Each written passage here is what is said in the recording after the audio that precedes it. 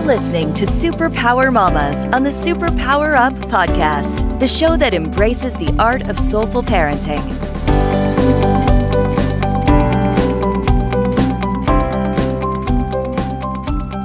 Welcome, everyone. I'm so excited to be here with you. This is SuperPower Mommas show, and I'm your host, Laura Greco, and I'm so excited to introduce a special guest as we explore the topic, the personal growth opportunity in parenting. Tatiana Berindei is a beautiful person that I met only just a few short months ago.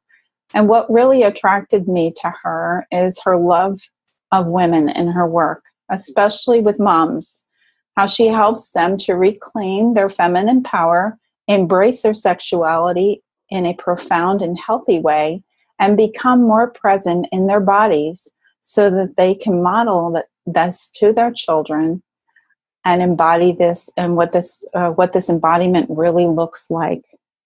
So Tatiana, I want to say welcome. Welcome to the show. Thank you so much for that really sweet introduction. Thank you so much for having me. Thank you. Thank you for coming.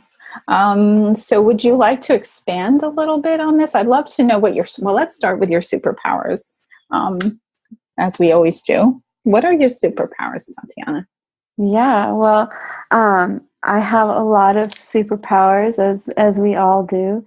And I like to say that, you know, one of my greatest superpowers that I use a lot with my clients is the ability to see directly to the root of a situation and to address it directly, instead of sort of beating around the bush. I like to cut straight to the truth. Mm. And in terms of parenting, how that cascades over into my parenting is definitely useful with my daughter. I only have one child right now, but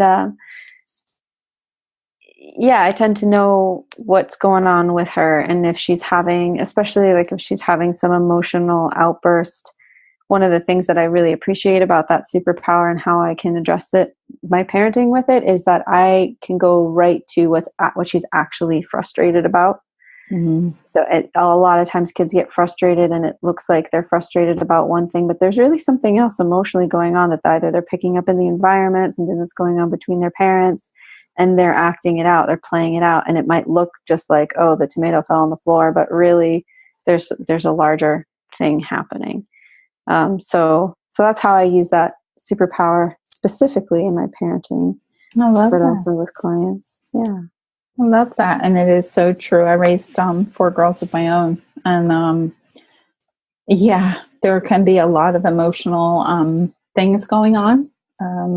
Girls, my girls anyway, had that. But usually there was something underlying it. And I guess that's really true of us mamas too, right? Yeah. It's really true of everybody. But kids are just louder about it, their expressions. Yeah. Yeah.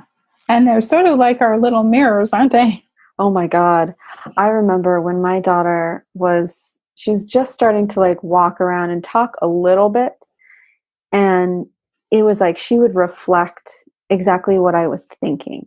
So mm-hmm. It's not like I was saying something and she would parrot it back to me, like the kids let rip the swears that the parents think that the kids aren't hearing or whatever, it's like your kids will definitely reflect back to you the language that you're using, but It was to the level of thought. And I was like, oh man, I can't get away with anything anymore. I have to be really on point. Yeah, but it really speaks to the fact that they do reflect us, don't they? Oh yeah. And then the work I do, that's something that we look to do is to see ourselves, right? And mm-hmm. I'm sure the work you do, to really see ourselves so that we can really be present for our children. Yeah, absolutely. And to be able to own what's ours. Some would say that when you're in a family unit like that, kind of all of it, you have a part to play in. I think sometimes it's helpful to be able to delineate where I end and someone else begins. And sometimes it's really helpful to look at it all as like aspects of me. And that just really that's where having someone else to play off with this stuff really comes in handy, because either of those can be a trap or a way of hiding out either of those perspectives, depending on what's happening. Yeah. Yeah. And I think about the fact that you have this superpower, getting to the root. Where in your journey do you feel that really was able to, tell us a little bit about your history and what brought you to that place where you can really perceive that in a stronger way? That's a really good question. The first thing that comes to mind is my brother. My brother was 12 and a half years older than me, and he was he's deceased now, but he was an incredibly sensitive, intuitive, artistic human. And he grew up at a time when he was also dyslexic. And so he got a lot of flack from society. And as being a sensitive male, this was sort of before we had more consciousness around that. And so, things were really tough for him. But he had this uncanny ability to just sort of see people really clearly, see through the bullshit, and he would sometimes intentionally dress up like a homeless person to just see how people would treat him. So he taught me a lot about really seeing through stuff, seeing through people, seeing through to the truth of a situation. He was definitely my first teacher in that way. I've walked through a lot of really challenging times in my life. I've been in abusive relationship with someone who was, a spiritual medicine man person, if you will. I was blessed to have a teacher on the Big Island of Hawaii who really taught me a lot about going to the root. And a lot of that was done through working with the earth, working with plants. My first assignment when I arrived on her land was to plant these irises around a tree. And in their first watering, they all uprooted because I hadn't planted them deep enough. And so, I was studying with her for 4 straight months in retreat there on the Big Island of Hawaii. And I learned a lot about the importance of planting things deeply and of being rooted. That was my early 20s. And, and then working in the birth world, I worked as a doula for several years, and I was studying to become a home birth midwife. So there's a lot of root chakra activity going on there in that realm. So I think that sort of just all of those things combined really helped me to cultivate that superpower. Yeah. Wow. Sounds like a big journey you've been on. Yeah. Beautiful, though. I love how you were able to take those components from your brother and the other experiences and turn them into something that is helpful to yourself, but also to others.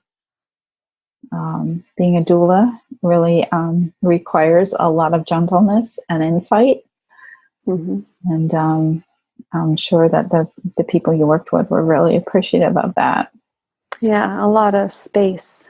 You have to learn how to be quiet too. Yeah, which is not always easy, is it? No. We tend to crowd our space with lots of things to keep us from getting to the root. Yeah, and I've definitely made a lot of mistakes along the way, which is how I learned a lot of what I hold now. And I'm sure there's more to make and more to learn. I'm still on my journey. But. Yeah. Though I love that word, mistakes, because I like to split it and call it a mistake. Mm-hmm. So, kind of like the movies, we get to do it again, take 2. Absolutely. So that's a very helpful way to see things. And I love that. When we come back, we're going to take a quick break, but when we come back, I'd like to explore more about your journey and ask some questions concerning how our topic relates to us as women and our autonomy. Mm-hmm. So before we go on this break, though, Tatiana, would you like to share where people can find you. We know that they can find you, of course, in the SuperPower Ups podcast because you lead that. So tell us more about it. Yeah. So I run the Sex, Love, and SuperPowers show on the SuperPower Up podcast. So you can find that at sexloveandsuperpowers.com. It's all one word. You can also find out more about me at tatianaberindei.com, which is also on the superpowerexperts.com website. So tatianaberindei.com just takes you directly to my page within Superpower Experts. Beautiful. So we've been talking with Tatiana Berindei, and on the topic of the personal growth opportunity in parenting. And you're with SuperPower Mommas. Are you here to change the world? Do you talk about things like vibration, frequency, awakening, and consciousness? Are you pretty sure you have superpowers? The SuperPower Net is unlike normal coaching programs and conscious communities. We provide training, intuitive guidance, peer-to-peer learning, intensive one-on-one coaching, and a high vibrational network of people just like you. When you join the net, you get 24/7 access to a collaborative group of people who support you as you master your personal power and unlock your superpowers. If you're ready to use your superpowers to change the world, then join the SuperPower Net today. Visit superpowerexperts.com/the-net to learn more. Welcome back. You're here with Laura Greco on SuperPower Mommas, and we're talking here with Tatiana Berindei on the topic of the personal growth opportunities in parenting. So Tatiana, before we went on the break, of course, we were speaking about your journey into really getting to your superpowers and the root of matters. And as you went through this journey, and we think of you as a mom today, how important do you believe that maintaining an autonomy as a woman is to parenting? So often we find moms so enmeshed or saturated into the parenting that they sort of come out of it saying, "Well, who am I?" Yeah, I think it's hugely important having personal autonomy as a mom. I think that we're living in an age now where people are having their children a little bit later in life after they've established their careers, which I think is actually a good thing in terms of being able to maintain that autonomy, because you have something that you can anchor into once you become a mom. That wasn't my experience. I wouldn't recommend doing what I did because first of all, I wasn't fully established in my career before I had my daughter. And I really wanted to just be a stay-at-home mom. And I wanted to just do the mom thing. I thought, ever since I was 4 years old, I wanted to be a mom. So I thought I was going to be like 1,000% fulfilled just being a mom. And it did not take very long for me to figure out that was not going to serve all of my needs. And it was not as fulfilling as I had hoped. And, there was some shame in admitting that for sure. Because I think that we're fed this storyline that it should be totally fulfilling to be a mom, just in and of itself. But I missed myself. I missed my passions. I missed having something else that I was striving for, that I was creating, that I was a part of. And, that was a big part of my own personal journey, which I lean on now in my work with moms. But it was definitely a struggle and a challenge and quite a process and a journey to come to find who I was and what that was outside of just the mom role. I don't think I can emphasize enough how important I think that is. Because if we don't know who we are outside of our relationships and our identification with our relationships, because really, what is mom? It's an identification, it's a role.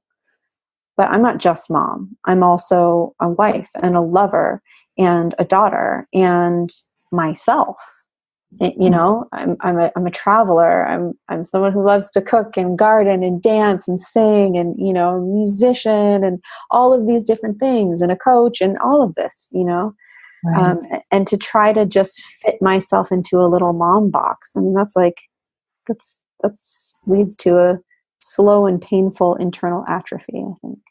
Yeah, I agree. And even just to take that a slight bit further, I would say that for me, I built a business while I was a stay-at-home mom as well. So I call myself a work-from-home mom. But all the things that I loved, I see that in working or pursuing a love outside of just being the mom actually is so important to the children. Yeah. Because they get to see the whole person. Absolutely. And they get to see that you have a life outside of just them, and that you're doing things in the world, and it's modeling something to them. They might in the moment get upset about, oh, you're going out tonight or whatever, they'll pitch their little fits. They have all sorts of creative ways of trying to get you to not do what you want to do. But I think at the end of the day, it does benefit them. And it is for them, because when they get older, they get to look back on who you were to them and how you acted in their life. Because as they're going through their journey of adulthood, who are they going to go back? Who do they have to model their journey of adulthood on? They have you. Exactly. And that's something that wasn't necessarily modeled to the parents of the children today. Right. Well, not for me. Not for me, really. Right. I mean, my mom had a job, but yeah. Yeah. So I think that the moms today are really forging a new path, a new way of seeing it. And that gets confusing. Yeah. And it can be a lot of pressure too. I think, we're kind of in this age where there's been enough psychological research that's been done over the years, and you can trace so many things back to your childhood, and it puts a lot of pressure on a parent to be like, oh my God, I must not fuck up my child. Like, this is, they're forever. Yeah. And it's like, you're going to, first off, like, you're going to, that's just accept that. Right? Yeah. Like, okay, this will happen. And it provides friction, which provides a spark for the fire, like that. It's necessary. Exactly. So don't beat yourself up over that part, because I think it's yes, we have a huge opportunity, but it's also uncharted territory that we're in right now, because we don't have people to model from what we are trying to do now. So we are kind of figuring it out, and we got to be gentle with ourselves, and we got to be gentle with each other. I see this like really nasty mom culture that happens, where we can pick each other apart, and like, that is so unnecessary and unkind and not what any of us need or want, and so just stop it, and stop comparing yourself to other parents, because your kids didn't choose those other parents. They chose you. Exactly. Exactly. And what an awesome privilege to have that journey with that child. Yeah. Or each of them, whatever the case.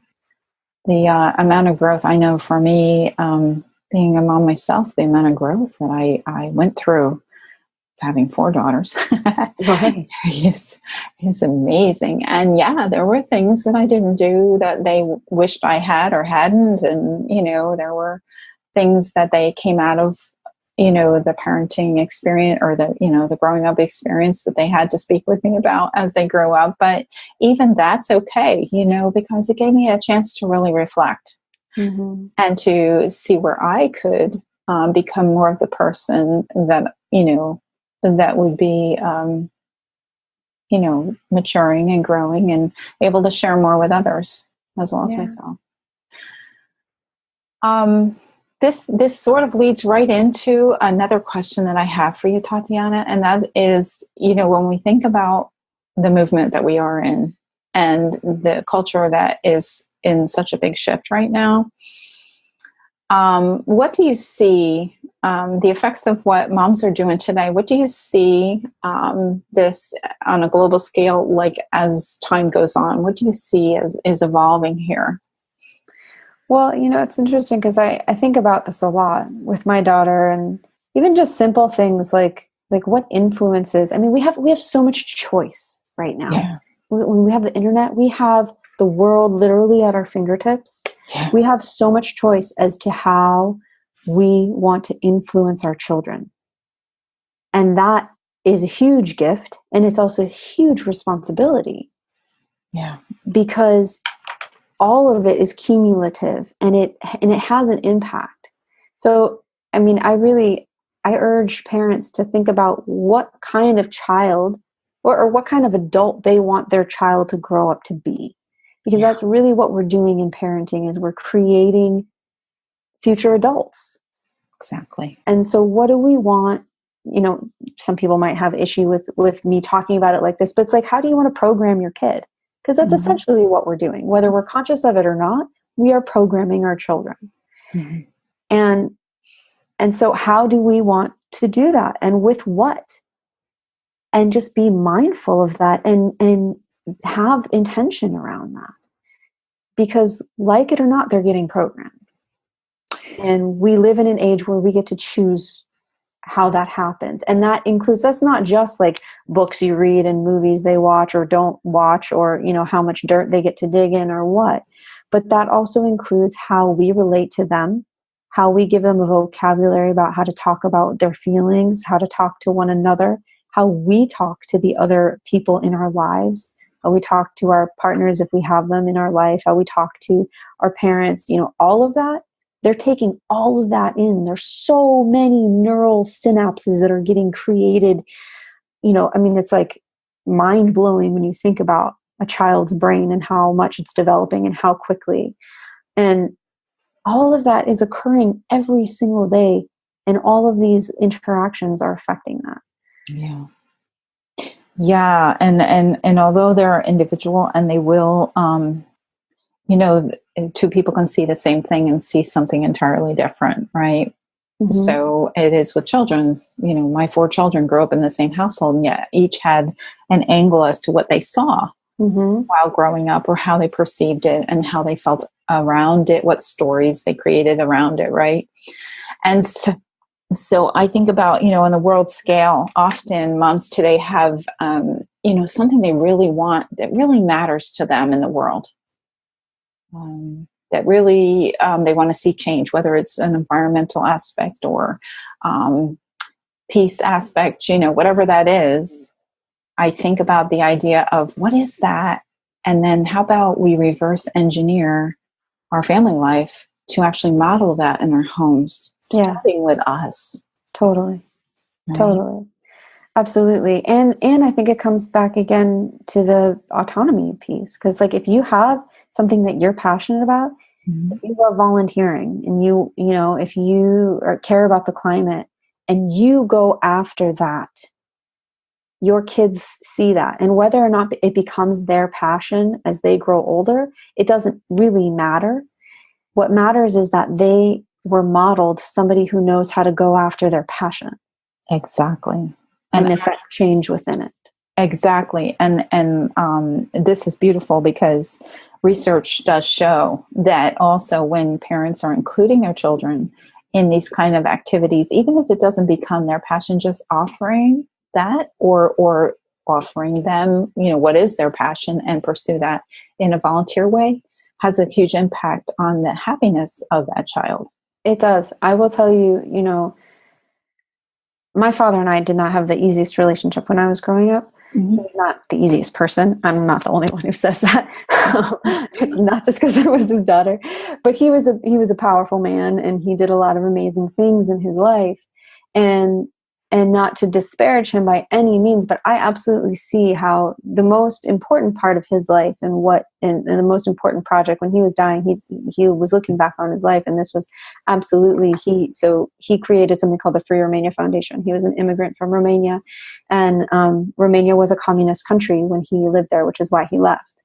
And he came to the States to have a better life and have more freedom. And after the fall of Ceausescu, he went back to Romania, and he took a film crew into the orphanages there and was totally appalled at what they found. And sort of overnight, you know, the footage was aired on 2020, and overnight he had a foundation, like a nonprofit organization that sprung up out of our living room, essentially. And and for him, looking back on his life, that was the most powerful work that he ever did, because he was kind of the pioneer in getting that information about what was happening in the orphanages out to the Western world here, and helped a lot of kids get adopted. He helped create the first Romanian kids Special Olympics for kids with special needs. He did a lot of really powerful work. I was 7 at the time, and he didn't involve me really in any of it.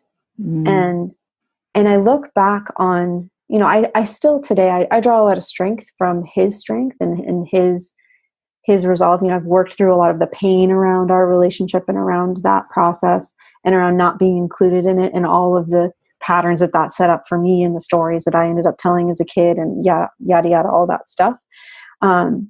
And I can look at it now from my adult standpoint and see, like, wow, he really went after his passion. He was fueled by all of these things, and he did make an impact in a lot of people's lives in a positive way. So I have that I can draw from, but I also can look at, if I want to make a really big, powerful impact in the world, how can I bring my daughter along with me for the ride so that she's not just cut out and it doesn't, because what happened was that, it was like me versus the children of Romania in my worldview. Sure. And so I think that's also something it's like the other side of the scale. We're talking about going after your passion. Make sure that you're not going after it to the detriment of your family and your children. Yeah, I think that's really key. And that's maybe where some of the possibility of shame and guilt can come, is that, pursuing that means leaving out our family when actually it means including them. Even there were things that I wanted to pursue in a volunteer way that, rather than think I had to do it by myself, I decided to include my family and ask for the help that it required to free me to be able to do certain things. And then I would report back about the volunteering when it wasn't appropriate for them to go, because I volunteered in a prison. So, but it gave them an opportunity to participate through the stories and the collaboration at home to create that experience. That was just one of many. I mean, we did others together, but in that case, they couldn't come at that time, but it still made sure they were included, and that matters. That really matters. It really matters a lot. Because they basically sponsored me to go do this. Yeah, I think getting your family on board when you have a big dream or a big vision is so hugely important. Yeah. And it's a piece that so I work with a lot of moms who are also entrepreneurs. And I think it can be really easy to compartmentalize our lives. Yes. And I was at this seminar once in December, so several months back now, and there was a speaker there, and he was talking about entrepreneurship and everything, and I really loved, what he gave as an example of really getting your family on board and making agreements with your family, where it's like, okay, we're all almost going to sign this like mini contract together, Yes. Just like, this is how much time I'm going to need to pursue my dream, to pursue my passion. We're all in agreement that I get to do this. This is what we all get at the end of me doing this. This is how much time I'm going to allow myself to do this to succeed. And if I don't, then I'm going to stop, Right. And just really, this is like the day of the week or the times in the week where I put away everything that's, related to this project and just devote completely to you, to my family. That's a beautiful share. I loved it so much, and it's really like sat with me. Yeah, no doubt it really spoke to you on a very deep level from your own experience. Yeah, absolutely. Well, we're getting close to the end of our time together, Tatiana, but I wanted to ask you one last question. And that is, we've shared so many beautiful things, and thank you so much for being here. But in the end, I just wanted to ask, I always like to ask this one question, and that is, if there is anything that you would like to be sure that our mama listeners here today got to hear from you, what would that be? Oh, parenting is a spiritual journey. It's a privilege, and it's a huge responsibility, and don't forget the joy in it. Our kids aren't only reflecting back all of the parts of ourselves that we need to work on. They're also reflecting back the potential for pure unbridled joy. Beautiful. And so don't forget to take that one in too. That's beautiful, Tatiana. Thank you so much. So would you like to share one more time where people can get a hold of you?